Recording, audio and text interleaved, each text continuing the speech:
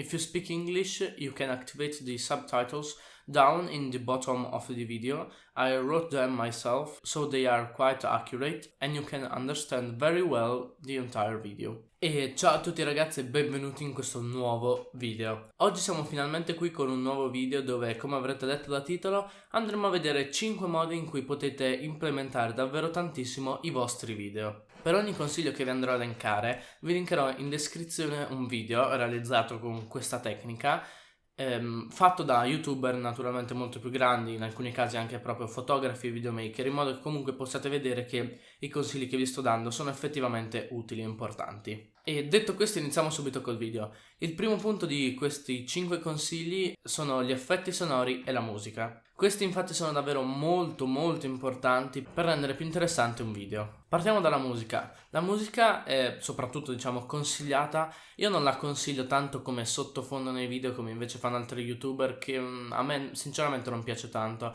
ma la consiglio in scene dove magari voi non parlate, quindi se tipo state facendo un viaggio di vacanze oppure appunto dei video dove volete far vedere un posto o un video con il drone, potete mettere naturalmente di sottofondo la musica e dovete mettere di sottofondo la musica, perché questa aiuterà moltissimo il vostro spettatore a rimanere concentrato.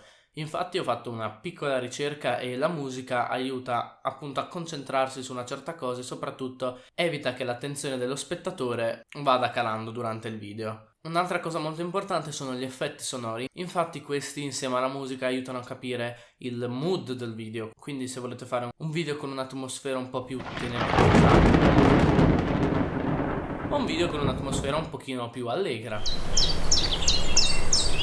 È molto utile se state facendo scene ravvicinate, per esempio se volete fare una scena dove, che ne so, si vede voi che scrivete al computer.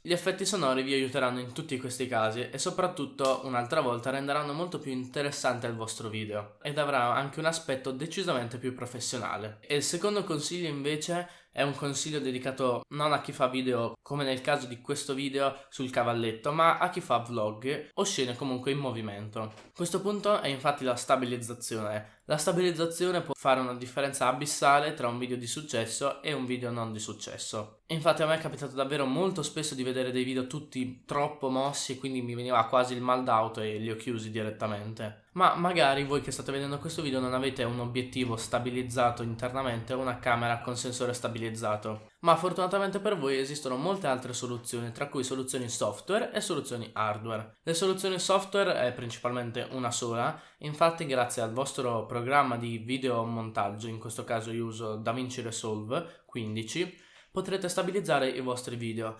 Questo lo consiglio soprattutto se fate video con un obiettivo molto wide, come per esempio questo 16 mm.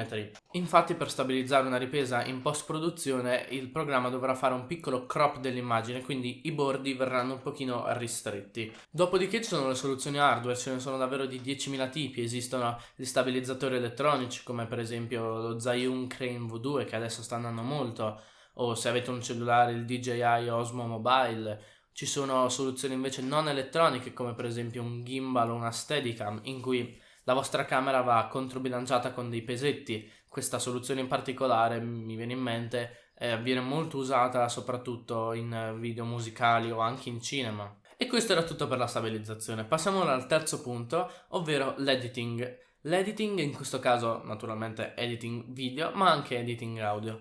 Questa è una cosa molto sottovalutata, infatti per avere un video di successo non basta fare un editing semplice, per esempio io adesso sbaglio una parola quindi tanto dopo in post produzione la posso eliminare, giusto, però bisogna anche saper fare un editing intelligente, quindi in alcuni casi con tante scene vicine messe molto velocemente, se usate la musica è molto bello se per esempio nella vostra canzone ci sono dei colpi di batteria ogni tanto, far corrispondere quei colpi di batteria a un taglio nel video. In generale comunque l'editing può rendere il vostro video molto più dinamico e quindi anche più leggero e più gradevole da guardare. Nell'editing però rientrano anche gli effetti speciali che sono poco usati qui su YouTube perché non servono per la maggior parte dei casi, però possono essere davvero carini. Mi viene in mente Ephraim's Tube, un canale italiano che appunto utilizza questo effetto di disegnare sui video. Adesso ne starete vedendo magari un piccolo pezzo, o meglio, per non prendere il copyright vi lascio il video in descrizione così potete andarlo a vedere. Dopo naturalmente potete utilizzare effetti speciali anche un po' più elaborati, per esempio state camminando per una strada, non lo so perché dovreste farlo, però volete farci cadere una bomba, potete farlo con After Effects. Tutti questi elementi insieme miglioreranno davvero tanto la qualità del vostro video. Il quarto punto, quello che io ritengo uno tra i più importanti, sono i B-roll. Questi sono dei piccoli spezzoni di video che vanno inseriti appunto durante il vostro video. Mi viene in mente per esempio che vengono spesso utilizzati nelle recensioni. Io sto facendo la recensione di un telefono, allora mentre parlo, al posto di mettere la mia faccia, metto delle riprese ravvicinate del telefono. Naturalmente l'avrete visto in moltissimi video. Però i B-roll hanno anche un'altra importante funzione. Infatti se siete abbastanza abili con i B-roll potete rendere interessante qualsiasi cosa. Vediamone un piccolo esempio.